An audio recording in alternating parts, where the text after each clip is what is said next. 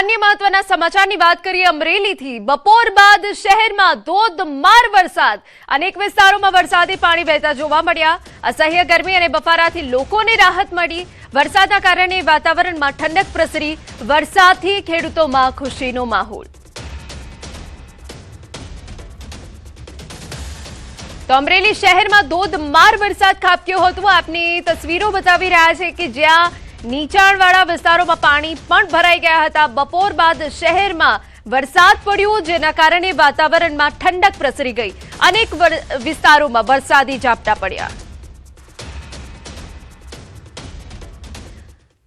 મહત્વના સમાચાર આગાહીકારોને લઈ જયંત પંડ્યા પર સંતના પ્રહાર। જોરતીનાથ મહારાજે જયંત પંડ્યાને આડે હાથ લીધા।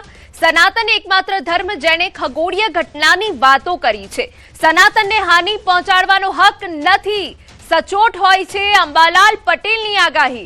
જયંત પંડ્યાએ કોઈને સર્ટિફિકેટ આપવાની જરૂર નથી। આગાહીકારો પર સવાલ ઉઠાવવા નિંદનીય ઘટના હોવાનું જણાવ્યું। એવું જ હોય તો સામે આવી જાઓ જયંત પંડ્યા, તેવું પણ નિવેદન આપ્યું। અમે જયંત પંડ્યા સાથે ડિબેટ કરવા માટે તૈયાર છે। પોતે જે ના નામે હુમલો કરે છે અને ગમે તેમ બોલે છે, તો કદાચ એમને ખ્યાલ નહીં હોય કે જગતની અંદર સનાતન ધર્મ જ એક એવો ધર્મ છે કે જેને ખગોળીય ઘટનાની વાતો કરી છે। પછી એ ગ્રહણ હોય, ભૌગોલિક પરિસ્થિતિઓ હોય, એની વાત જો કોઈ કરી હોય તો તે સનાતન ધર્મ છે। ને સનાતન ધર્મના ઘણા નિયમોને આધીન અંબાલાલ કાકા પોતે જે આગાહી કરે છે, બહુ જેવું લાગતું હોય તો શાસ્ત્રાર્થ કરવા પધારે, અમે તૈયાર છે। વિજ્ઞાન જાથાવાળા સામે આવ્યા, પાવડાના હાથાવાળા। સોશિયલ મીડિયા પર ખૂબ વાયરલ થયો છે વિડીયો। અંબાલાલ પટેલના સમર્થનમાં ઉતર્યા સોશિયલ મીડિયા સ્ટાર દેવાયત આહિરે જયંત પંડ્યાને પડકાર ફેંક્યો। ન્યૂઝ 18 ગુજરાતી પર જાહેર ચર્ચા કરવા માટે પડકાર ફેંક્યો। અંબાલાલ પટેલ ગુજરાતનું ઘરેણું છે। અંબાલાલ પટેલ નિસ્વાર્થ સેવા કરે છે। તમે ભલે વિજ્ઞાન જાથાવાળા રહ્યા, પણ હવે તમે પાવડાના હાથાને હડફેટે ચડ્યા છો તો તમને થોડુંક અઘરું તો લાગશે જ। કેમ કે આપણે કહેવાય છે ને કે વિજ્ઞાન જાથાવાળા હારા પણ પાવડાના હાથાવાળા નહીં હારા। આવે તો આપણે ત્યારે જ છે, અમારે તો આમ તો શું કામ છે મેં થાય ત્યાં લગી પાવડો ખંભે નાખીને આ લાઈવ સરસામાં આવીશું। બીજું હું જયંતભાઈ જો લાઈવમાં આવશે તો ચોક્કસથી આપણે એમના લાઈવ પણ ચર્ચા કરીશું કે અમુક માણસની મતી મારી જાય ને પછી ગમે ત્યાં બાસકા ભરે, બરોબર, પછી એને ગોઠેન્યા ઓલા કે ને હાલતી ઘાણીમાં કોઈ નાખે એમ। તો હવે અંબાલાલ દાદાનું તો એવું છે, મને એ પેલા વિચાર આવ્યો કે આ વ્યક્તિ ક્યારે કોઈ પોતાના સ્વાર્થ માટે કામ નથી કરતા। અંબાલાલ દાદા એ હંમેશા સેવાનું કામ, કોઈ એની સેનલું નથી કે કોઈ એનું પ્રાઇવેટ કે એને કોઈ ઇન્કમ નથી જે આગાહી કરે છે એમાંથી। એમાં તો તમે જઈને પૂછો તોય તમને એ જવાબ આપે, હું જઈને પૂછું તોય મને ઈ જ તે એને જે લાગી આવે એ બધી એને એ રીતે આગાહી કરી અને ચેતવી દેશ ખેડૂતોને અને આપણને ટૂંકમાં સજજ કરે છે। તો પાવડાના હાથાવાળા સોશિયલ મીડિયા પર અત્યારે ખૂબ વાયરલ થયો છે આ વિડીયો। અંબાલાલ પટેલના સમર્થનમાં ઉતર્યા છે સોશિયલ મીડિયા સ્ટાર દેવાયત આહિરે જયંત પંડ્યાને પડકાર ફેંક્યો। ન્યૂઝ 18 ગુજરાતી પર જાહેર ચર્ચા કરવા માટે ફેંક્યો પડકાર। ગુજરાતનું ઘરેણું છે તેવી બાબત જણાવી। અંબાલાલ પટેલ નિસ્વાર્થ સેવા કરે છે તેવું પણ જણાવ્યું।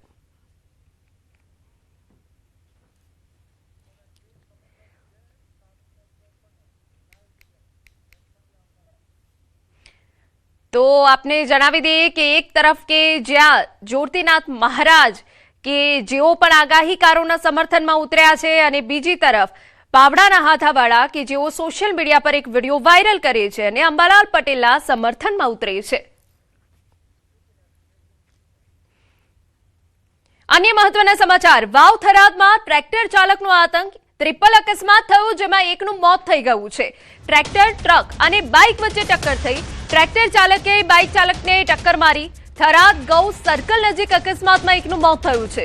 થરાદથી ડીસા તરફ જતા ગૌ સર્કલ નજીક આ ટ્રિપલ અકસ્માત થયો, જેમાં એકનું મોત થઈ ગયું। સિમેન્ટ ભરેલું ટ્રેક્ટર પલટી માર્યું। ટ્રક ચાલક ટ્રક મૂકીને ફરાર થઈ ગયો છે। અકસ્માતમાં લોકોના ટોળે ટોળા ઉમટી પડ્યા।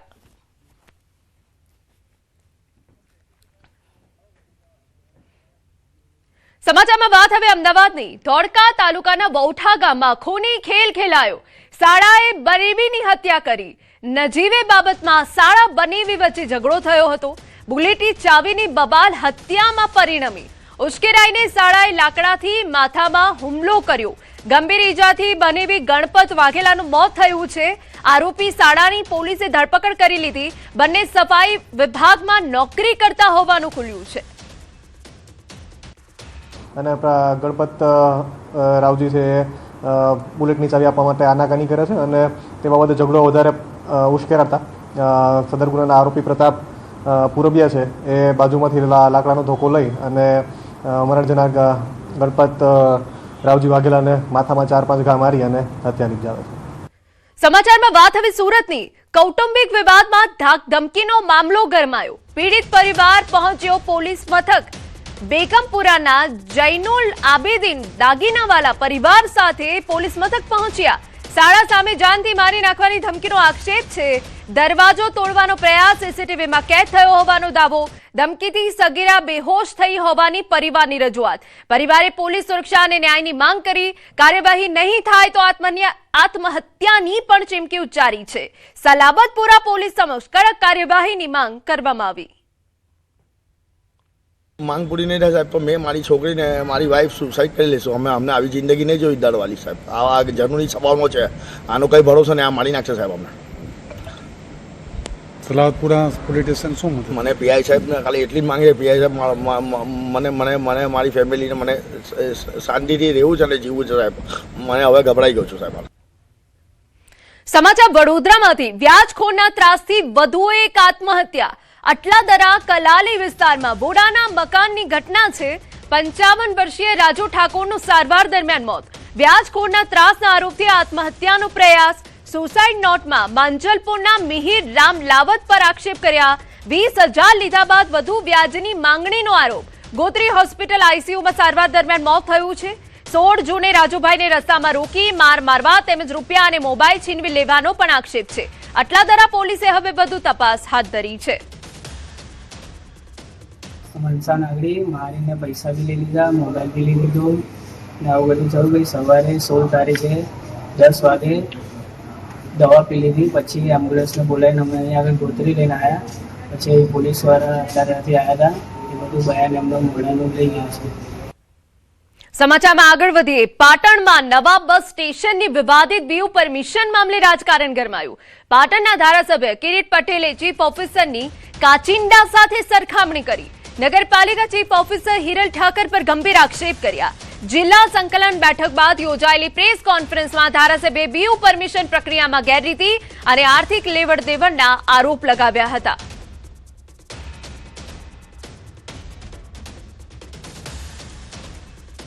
આ પરમિશન આપવા માટે કોના દ્વારા કેટલો હવાલો થયો એ પાટણની જનતા સારી રીતે જાણે છે.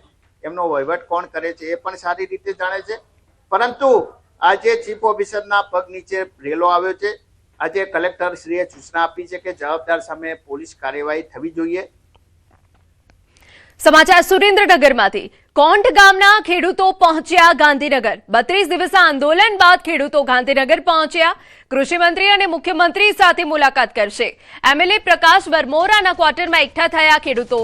નવી જંત્રી પ્રમાણે વળતર ચૂકવવા ખેડૂતોની માંગ છે. 29 ટાવર માટે માસિક ભાડું ચૂકવવા માંગ કરી. 1 મહિના અગાઉ પણ સીએમ સાથે બેઠક થઈ હતી.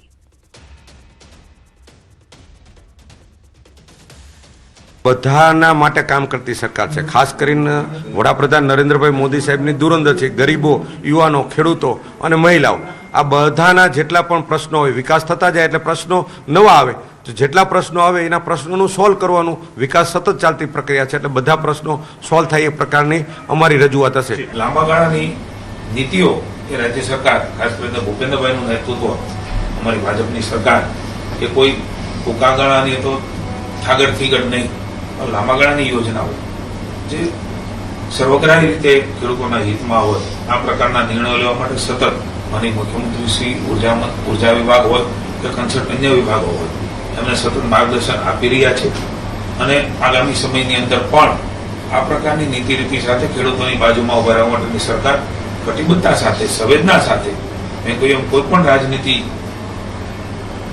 અથવા તો કોઈ પણ જાતની વાતો અથવા તો કોઈ પણ જાતના અલગ અલગ વિષયો એ ધ્યાનમાં લીધા સિવાય ખેડૂતોનું હિત એ હંમેશા રાજ્યની સરકાર ધ્યાનમાં રાખે છે. મહત્વના સમાચાર કે જ્યાં પાણીના સંચય માટે સીએમની ખેડૂતોને સલાહ. અલ નીનોને લઈને ઓછા વરસાદની આશંકા. ગભરાવાની જરૂર નથી, પરંતુ માનસિકતા બનાવવી પડે. વરસાદની સ્થિતિના આધારે આયોજનની સલાહ અપાઈ. સંભવિત સ્થિતિને લઈ સરકારે પણ તૈયારી કરી છે. અલ નીનોના કારણે વરસાદની સંભવિત સ્થિતિ અંગે સરકાર દ્વારા કરાયેલી જાણકારીની પણ મુખ્યમંત્રી ભૂપેન્દ્ર પટેલે જાણકારી આપી. આ વખતે અલ નીનો એટલે કે આ વખતે વરસાદ જે 100% થતો હોય કે આપણા ત્યાં આગળ 70% વરસાદ થતો હોય તો આ વખતે 10-20% એનાથી ઓછો થાય એવી પરિસ્થિતિ સર્જાઈ શકે એવું અનુમાન છે. આપણે અત્યારથી એના માટે ગભરાવાની વાત ના હોય, પણ આપણે અત્યારથી માનસિકતા આપણી બનાવી દેવી પડે કે ભાઈ વરસાદ ઓછો પડે તો આપણે કયા કયા પગલાં લેવા જોઈએ, કયો બીજ વાવવું જોઈએ જેથી કરીને પાણીની ઓછી જરૂરિયાત પડે. અને સરકાર તરીકે અત્યારે અમારી પાસે નર્મદાનું પાણી ક્યાંક ક્યાંક વધારે હોય તો એના માટેનું આયોજન પણ સરકારે કરી દીધું છે અને તળાવો ભરવાથી માંડીને ડેમમાં પણ નર્મદાનું પાણી જ્યાં જ્યાં ભરવા જે યોગ્ય છે ત્યાં આગળ ભરવાનું ચાલુ કરે. સમાચારમાં આગળ વધીએ તો અમદાવાદમાં વધુ એક આંતરરાષ્ટ્રીય ગેમનું આયોજન. એબીસી મેન્સ વોલીબોલ કપ 2026 પ્રારંભ. વીર સાવરકર સ્પોર્ટ્સ કોમ્પ્લેક્સમાં 28મી સુધી આયોજન છે. આપને જણાવી દઈએ, ABC men's volleyball cup tournament શરૂ. એશિયાની 11 ટીમો વચ્ચે જંગ ખેલાશે. ભારત સહિત Bahrain, Thailand, Qatar, Chinese, Taipei, Indonesia સહિત અનેક 11 દેશોની ટીમો મેદાને છે. આ સ્પર્ધાના આયોજનથી અમદાવાદ વૈશ્વિક રમતગમતના નકશા પર નવી ઓળખ મળશે.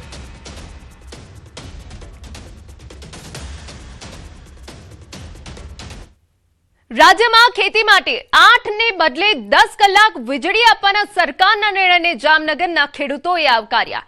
ખેડૂતોનું કહેવું છે કે આગોતરા વાવેતર કરેલા પાક માટે વધારાના 2 કલાકની વીજળી જીવનદાન સમાન સાબિત થશે. પિયત આધારિત ખેતી કરતા ખેડૂતોની સિંચાઈમાં મોટી રાહત મળશે અને પાક બચાવવામાં મદદરૂપ થશે. એ 10 કલાક વીજળી ખેડૂતોને આપવાનો નિર્ણય છે એ ખેડૂતો માટે જે આશીર્વાદરૂપ છે અને તે બદલ અમે સૌ ખેડૂતો સરકારશ્રીનો આભાર માની છીએ. વરસાદ ખેંચાણો છે એના કારણે 1 મહિનો 10 કલાક પાવર કરી દીધો છે, એનો આભાર. સમાચાર જૂનાગઢમાંથી. ગિરનાર જંગલ બોર્ડર પાસે આવેલા ગણેશનગર વિસ્તારમાં વન વિભાગ દ્વારા અપાયેલી નોટિસોને લઈ વિવાદ ઉભો થયો. 83 જેટલા મકાન માલિકોને જમીનના પુરાવા રજૂ કરવા નોટિસ અપાતા સ્થાનિકોમાં રોષ ફાટી નીકળ્યો. મોટી સંખ્યામાં રહીશો કલેક્ટર કચેરીએ પહોંચીને નોટિસો પરત ખેંચવાની માંગ કરી.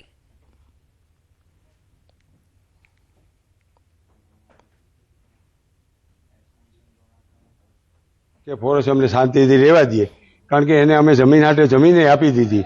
ત્યાં રહી છે, બસ આ વર્ષથી રહે છે, ઘણા વર્ષથી રહી છે. અમારી માંગ અમને શાંતિથી ત્યાં રહેવા દઈએ અને એને જમીન અમે આપી સંભાળીએ. ખોડિયાર રેન્જથી અમને લોકોને વન વિભાગ તરફથી નોટિસ મળેલ છે કે પુરાવા રજૂ કરવા 2 દિવસની અંદર. એમના માટે અમે કલેક્ટર સાહેબને મળવા આવ્યા હતા, રજૂઆત કરવા આવ્યા હતા. એ ઠરાવ કરેલ હતા, એ ઠરાવ પ્રમાણે જ અમને આ જમીન છે એમાં અમને રહેવા દે અને અમને એ કાયદેસરના કાગળિયા કરી અને દસ્તાવેજ કરી આપે.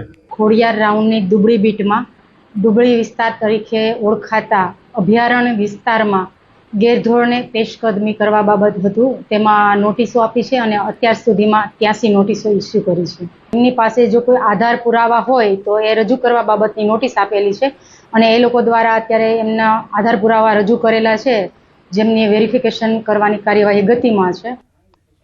વિશ્વ યોગ દિવસની ઉજવણી પહેલા વડોદરામાં અનોખા યોગ જોવા મળ્યા. સમા સ્પોર્ટ્સ કોમ્પ્લેક્સના સ્વિમિંગ પુલમાં 50થી વધુ મહિલાઓએ જળ યોગ કરી સૌનું ધ્યાન ખેંચ્યું. મહિલાઓએ પાણીમાં ઊભા રહી યોગાભ્યાસ કર્યા. પાણીમાં પ્રાણાયામ, વોલ લેંગ બેલેન્સિંગ, હેન્ડસ્ટેન્ડ અને ગરુડાસન સહિતના વિવિધ યોગાસન કર્યા. યોગ ગુરુ રાજેશ બારોટ અને એડવાન્સ યોગ ઇન્સ્ટ્રક્ટર સુપ્રિયા ભાવસારના માર્ગદર્શન હેઠળ યોજાયેલા આ જળ યોગ કાર્યક્રમનો મુખ્ય હેતુ ફિટનેસ અને સ્વસ્થ જીવનશૈલીનો સંદેશ આપવાનો હતો. વિશ્વ યોગ દિવસ પૂર્વે યોજાયેલા વોટર યોગા લોકોમાં આકર્ષણનું કેન્દ્ર બન્યા. જ્યારે તમે પાણીમાં પ્રવેશ કરો છો તો આમાં શું થાય છે કે આપણા જોઈન્ટ બહુ ઇઝી મૂવ થાય છે અને પાણી તમને બહારની તરફ ફેંકે, ઉછાલ છે એનામાં, એટલે કે એન્ટી ગ્રેવિટી ઇફેક્ટને કારણે પાણી બહાર ઉછળે એટલે બોડી બહાર ઉછળે છે. एक्वा योगा ऑर्गेनाइज કર્યું છે તાકી બધા લોકોને યોગને જો મહત્વ है એ લોકોને ખબર પડે. અમારા બધા લોકો બધા કામમાં બિઝી હોય છે, લેકિન બધાને પોતાનું માટે થોડું સમય કાઢવું જોઈએ, કારણ કે તમે યોગા કરશો, તમારું સ્વાસ્થ્યનું ધ્યાન રાખશો તો તમારું જિંદગી સારી રહેશે અને તમે ખુશીથી જીવી શકો છો.